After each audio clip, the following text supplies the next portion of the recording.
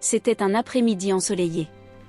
Shindu était assis au deuxième rang dans le grand champ ouvert où la communauté du campus tenait ses réunions hebdomadaires. Les étudiants souriaient, applaudissaient et prenaient des notes pendant que le pasteur Samuel, le pasteur des jeunes, parlait avec enthousiasme. Il parlait de relations.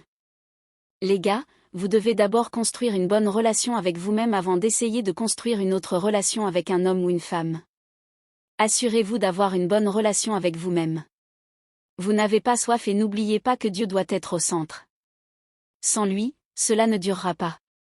Les étudiants ont ri lorsqu'il a ajouté une blague après le message. Le pasteur Samuel a fait un appel à l'autel. Si vous voulez donner votre vie à Jésus, veuillez vous lever, frère. Shindu s'est levé pour servir. C'était son rôle en tant que l'un des dirigeants. Ses yeux ont scanné la foule pour aider ceux qui se tenaient debout, mais ses yeux se sont arrêtés lorsqu'il a vu une fille, son nom était Amara. Elle se tenait tranquillement, la tête légèrement inclinée, avec une expression douce sur son visage. Elle était très belle. Il y avait quelque chose de calme et de fragile chez elle. Shindu s'est approché d'elle et lui a tendu un formulaire. « Salut ma sœur, bienvenue. Je vous en prie, j'aimerais rester en contact. Priez avec vous. » Elle leva les yeux, fit un petit sourire et hocha la tête. « Oh merci beaucoup, merci monsieur. C'est comme ça que tout a commencé. » Quelques jours plus tard, Shindu a suivi, ils se sont rencontrés au centre de communion et plus tard, ils ont eu de longues discussions sur la vie, la famille et Dieu. Amara a dit qu'elle avait donné sa vie à Christ parce qu'elle voulait quelque chose de réel. Elle avait vu trop de souffrance à la maison. Son père les avait quittés quand elle était petite et sa mère l'avait élevée seule. Avec le temps, Shindu et Amara sont devenus proches. Ils ont commencé à passer plus de temps ensemble. Ils s'asseyaient sous l'arbre près de la porte du campus. Ils mangeaient ensemble à la cantine de l'école. Ils allaient en classe côte à côte. Ils étaient jeunes, passionnés et amoureux. Chaque étudiant de la communion les remarquait. À sœur Blessing, regarde notre dernier couple puissant. À ma sœur, vous deux, vous remarquez, est-ce ainsi que Dieu favorisait les gens, il réunissait simplement de belles personnes.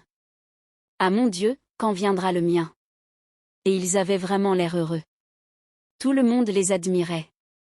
Leur présence apportait une certaine joie autour d'eux. Quand ils marchaient ensemble, on pouvait voir la complicité dans leurs regards et la simplicité dans leurs gestes. Shindu prenait soin d'Amara avec attention, il l'écoutait, la conseillait, priait avec elle et riait avec elle. Amara, de son côté, trouvait en lui une stabilité qu'elle n'avait jamais connue. Elle se sentait en sécurité, comprise et valorisée. Les jours passaient et leur lien devenait de plus en plus fort. Ils partageaient leurs rêves, leurs peurs, leurs projets d'avenir. Shindu parlait de son désir de réussir et de servir Dieu, Amara parlait de sa volonté de construire une famille différente de celle qu'elle avait connue. Leur amour semblait pur et sincère, enraciné dans leur foi commune et nourri par leur proximité constante. Parfois, ils restaient assis en silence, simplement à profiter de la présence l'un de l'autre, sans avoir besoin de parler. D'autres fois, ils riaient aux éclats pour des choses simples. Les gens autour d'eux voyaient en eux un exemple de relation idéale. Ils étaient devenus, sans le vouloir, une référence dans leur groupe. Pourtant, derrière ce tableau parfait, certaines émotions plus profondes commençaient à émerger, surtout chez Amara. Son passé la rattrapait parfois dans ses pensées. Elle avait peur de perdre ce qu'elle avait enfin trouvé. Elle observait Shindu avec attention, parfois avec une légère inquiétude qu'elle ne montrait pas ouvertement. Elle se demandait si cet amour allait durer, si elle ne finirait pas encore abandonnée comme autrefois. Shindu, lui, était sincèrement engagé, mais il ne percevait pas encore la profondeur des blessures intérieures d'Amara. Pour lui, tout semblait aller naturellement. Il croyait que leur amour suffisait à tout stabiliser. Leur histoire avançait doucement, portée par l'innocence de leur jeunesse et la force de leurs sentiments. Aucun d'eux ne savait que ce qui semblait être une belle histoire d'amour allait bientôt prendre une direction inattendue. Mais un soir, Amara a appelé Shindu. « Bonjour Shindu, je veux te parler. »« Où es-tu ? » ?»« Je suis à la maison. »« S'il te plaît, viens au café. »« Parlons-en. »« Est-ce que tout va bien ? » « Viens, viens, c'est urgent. » Ils se sont rencontrés à leur café habituel. Amara ne souriait pas. Je ne suis pas sûre que tu m'aimes vraiment, dit-elle. Shindu était confus. Que veux-tu dire? Eh bien, tu es toujours gentil avec tout le monde et il y a tellement de filles qui te veulent. Parfois, j'ai l'impression que je ne suis peut-être pas assez. Shindu lui prit la main. Amara, je t'aime. Tu es la seule. As-tu déjà entendu dire que je te trompais avec quelqu'un d'autre? Elle marqua une pause, puis parla lentement. Eh bien, si tu m'aimes vraiment, scellons-le avec un pacte de sang. Shindu se figea. Un quoi? Oui, un pacte de sang, juste pour que je puisse me sentir en sécurité. Je sais que tu penses que c'est bizarre, mais ce n'est pas bizarre. Beaucoup de gens le font.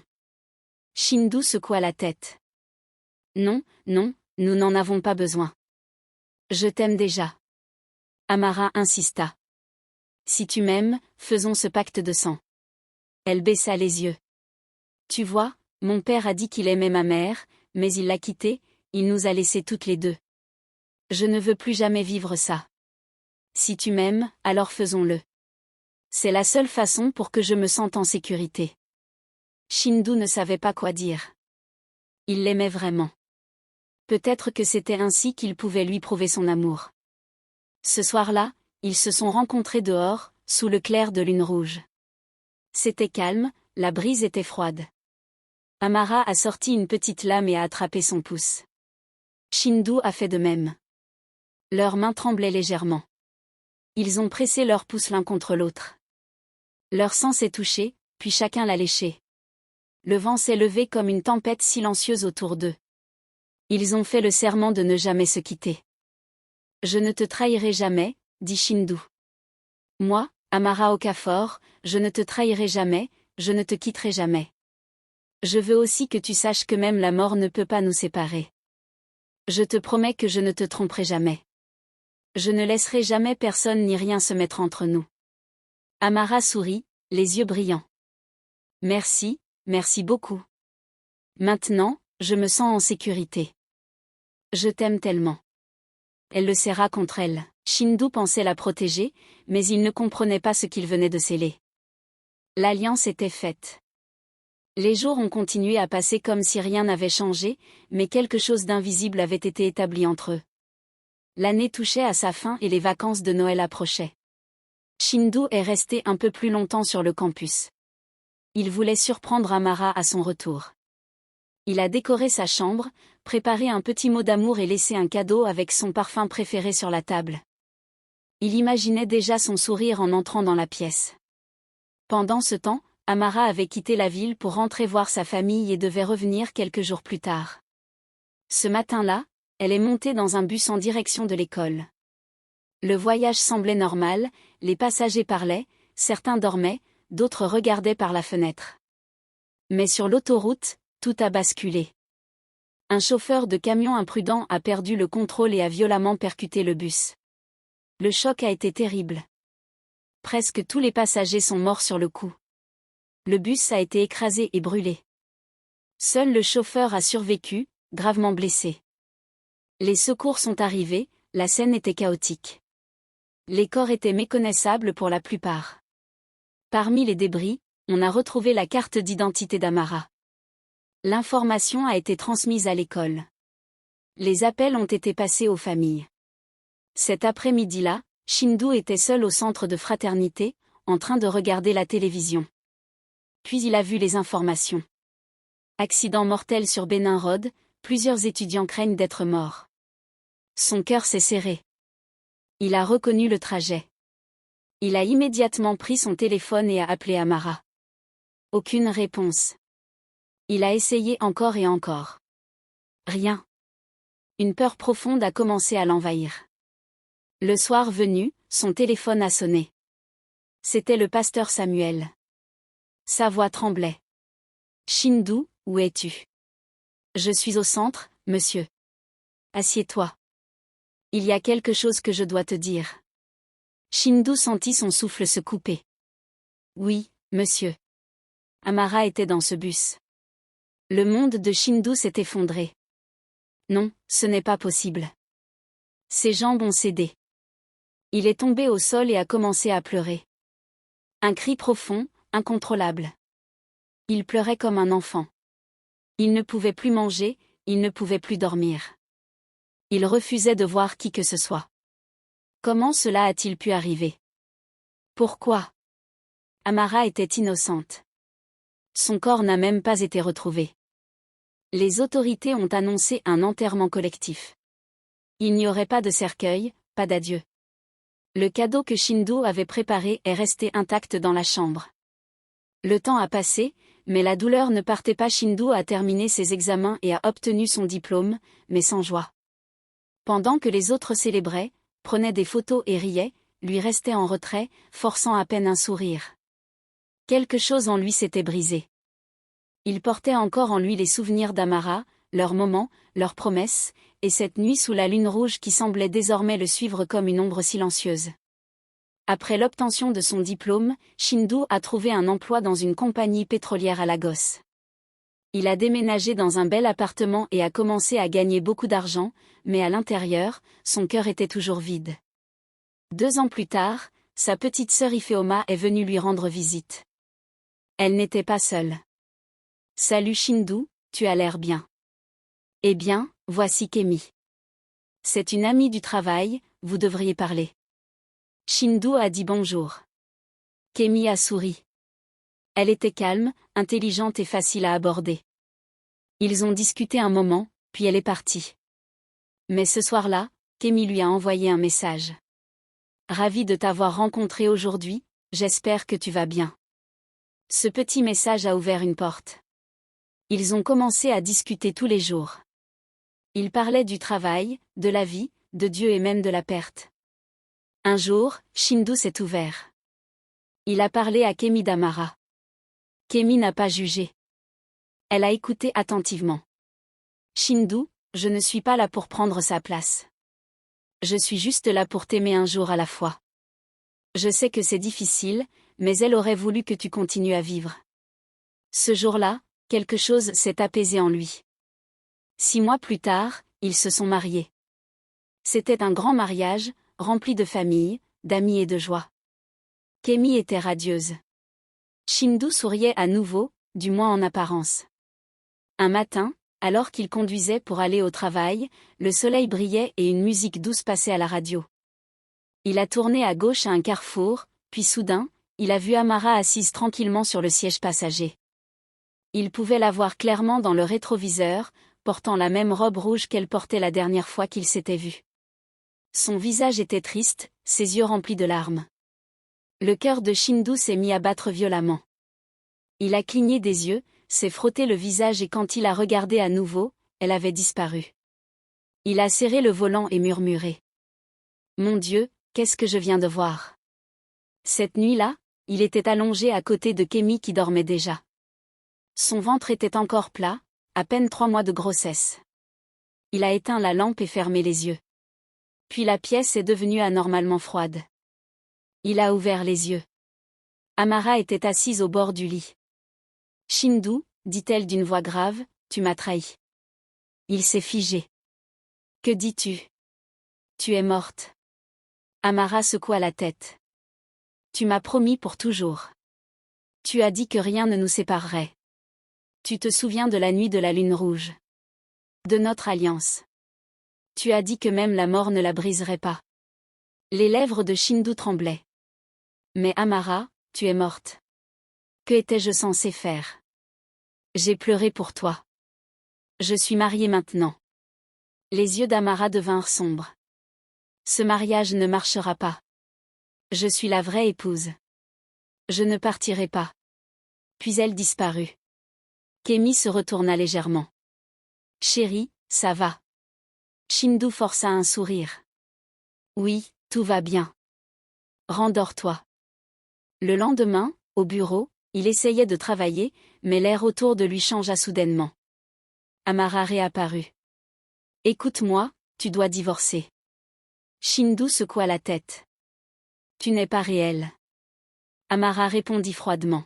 « Je vais te montrer à quel point je suis réelle. » Elle disparut encore. Cette nuit-là, Shindu fit un rêve terrible. Il se trouvait dans un jardin magnifique rempli de fleurs.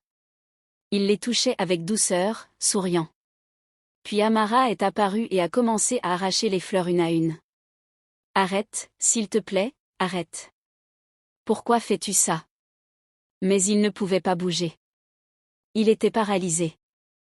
Il a crié et s'est réveillé en sursaut. Le lendemain matin, Kemi était dans la cuisine quand elle a crié. Shindu a accouru. Elle était au sol, tenant son ventre. « J'ai mal, quelque chose ne va pas. » Il y avait du sang. Il l'a emmenée à l'hôpital en urgence. Les médecins ont essayé, mais c'était trop tard. Elle avait perdu le bébé. Kemi pleurait. Shindu aussi. Il la serrait en répétant qu'il était désolé. Quelques jours plus tard, alors que Kemi se reposait, Shindu est allé dans la salle de bain. Il s'est regardé dans le miroir. Amara se tenait derrière lui. « Regarde ce que tu m'as fait faire », dit-elle avec un sourire froid. « Je ne fais que commencer. » Shindu cria. « Pourquoi fais-tu ça ? Tu disais que tu m'aimais. » Amara répondit. « Alors prouve-le. Divorce ou je détruis tout. » Puis elle disparut. Shindu commençait à perdre le contrôle. Il ne dormait plus. Il était constamment anxieux. Il a finalement appelé son ami Tunde. Ils se sont retrouvés dans un restaurant calme. Shindu lui a tout raconté. Tunde l'a regardé sérieusement. « Tu as besoin d'aide. Je connais quelqu'un. » Shindu hésita. « Je suis chrétien. » Tunde répondit. « Si tu attends, tu pourrais mourir avant. Viens au moins écouter. » Fatigué, Shindu a accepté. Ils sont allés voir un vieil homme dans un endroit isolé. L'homme les a regardés sans sourire. « Tu as fait une alliance de sang avec elle. » Sous une lune rouge. Shindu hocha la tête, choqué. L'homme continua. « Tu es en grand danger. Cette alliance est liée à ton esprit. Même dans la mort, elle peut revenir. » Shindu demanda s'il pouvait être libéré. L'homme dit que ce serait difficile, mais qu'il pouvait essayer. Après avoir reçu de l'argent, il lui donna une chaîne en or. « Porte-la toujours. Tant que tu l'as, elle fuira. » Soulagé, Shindu est parti avec la chaîne autour du cou, croyant enfin avoir trouvé une solution. Mais il était loin d'imaginer que ce n'était que le début d'un combat encore plus intense. Le lendemain, Shindu avait une grande présentation au travail. Il portait la chaîne autour du cou et se sentait plus confiant. Il entra dans la salle de réunion avec son équipe, les ordinateurs ouverts et le projecteur allumé. Il se tenait devant pour commencer quand soudain Amara apparut. Elle s'assit sur le bord de la table juste à côté de lui. Personne d'autre ne pouvait la voir. La voix de Shindu commença à trembler. Amara se pencha vers lui et murmura que cette chaîne ne pouvait pas l'arrêter. Elle passa ses doigts le long de son cou. Shindu recula, désorienté, et se mit à bégayer. Son patron leva les yeux et demanda s'il allait bien. Incapable de continuer, il laissa tomber son dossier et sortit précipitamment de la salle. Ce soir-là, Kemi avait préparé le dîner. Ils étaient assis à table. Elle essayait de parler pour détendre l'atmosphère, mais Shindu restait silencieux. Soudain, Amara apparut encore, debout derrière Kemi. Elle murmura à Shindu de lui dire maintenant qu'il voulait divorcer. Shindu secoua la tête et cria d'arrêter. Kemi, choquée, lui demanda ce qui se passait. Il ne répondit pas. Elle le regarda avec inquiétude, comprenant que quelque chose n'allait pas. Les jours suivants, des choses étranges commencèrent à se produire dans la maison. Le gaz s'allumait tout seul, les lumières se rallumaient après avoir été éteintes, des vêtements propres se retrouvaient trempés sans raison. Kemi avait peur. Elle raconta tout à Shindu, mais il minimisa, lui disant qu'elle était fatiguée. Pourtant, elle savait que ce qu'elle voyait était réel. Finalement, elle appela son amie Zara et lui expliqua tout. Zara lui proposa de venir à l'église. Kemi hésita, mais finit par accepter. Le dimanche suivant, elle accompagna son amie. Le pasteur prêcha sur les alliances spirituelles et les liens invisibles. Il expliqua que certaines personnes s'engageaient sans le savoir dans des pactes dangereux qui ouvraient des portes dans leur vie. Les paroles touchèrent profondément Kemi. Elle pensa à Shindu, à son comportement étrange et à tout ce qui se passait. Après le service, elle rentra chez elle et commença à prier. Elle priait avec sincérité, demandant à Dieu de lui révéler la vérité et de briser tout ce qui n'était pas de lui.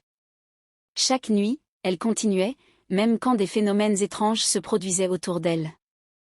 Un soir, alors qu'elle priait dans le salon, un bruit violent retentit dans la maison. Elle courut vers la chambre et vit une scène terrifiante. Shindu flottait dans les airs, son corps suspendu, les yeux fermés, en train de gémir. Amara se tenait au-dessus de lui, ses mains serrées autour de son cou comme si elle cherchait à l'étrangler. Kemi cria et commença à prier avec force. Elle déclara que toute alliance mauvaise devait être brisée. Elle invoqua le nom de Jésus avec autorité. La pièce semblait trembler, les lumières clignotaient, l'atmosphère devenait lourde. Amara hurla, son apparence commença à se déformer comme si elle brûlait. Kemi continua de prier sans s'arrêter. Finalement, Amara disparut dans un cri, et Shindu retomba lourdement sur le lit. Il ouvrit les yeux, confus. Kemi accourut vers lui et lui prit la main. Shindu éclata en larmes et avoua tout. Il parla du pacte de sang, des promesses faites sous la lune rouge et de tout ce qu'il avait caché. Kemi l'écouta en silence, puis lui dit qu'elle lui pardonnait, mais qu'il devait chercher une aide spirituelle sérieuse. Ils allèrent voir le pasteur. Après avoir entendu toute l'histoire, le pasteur lui expliqua qu'il avait été lié par une alliance dangereuse, mais que la délivrance était possible. Il l'accompagna dans un processus de prière, de jeûne et de renoncement. Shindu s'engagea pleinement. Il priait chaque jour, déclarait qu'il était libre et rejetait toute alliance passée. Progressivement, les manifestations cessèrent. Les apparitions disparurent, les cauchemars s'arrêtèrent et la paix revint dans leur maison. Shindu se sentait enfin libéré. Le poids qu'il portait depuis des années s'était envolé. Quelques mois plus tard, Kemi tomba de nouveau enceinte. Cette fois, il n'y avait plus de peur. La grossesse se déroula normalement. 9 mois plus tard, ils accueillirent un petit garçon en bonne santé. Shindu le prit dans ses bras, les yeux remplis de larmes, mais cette fois, c'étaient des larmes de joie. Leur maison était remplie de paix, d'amour et d'espoir. L'ombre du passé avait disparu, et une nouvelle vie commençait enfin pour eux. Si cette histoire t'a touché, prends une seconde pour t'abonner, liker et partager autour de toi pour soutenir ce type de contenu. Active aussi la cloche pour ne rien manquer des prochaines histoires encore plus puissantes. Dis-moi en commentaire ce que tu as ressenti en écoutant cette histoire et surtout, reste connecté pour la suite.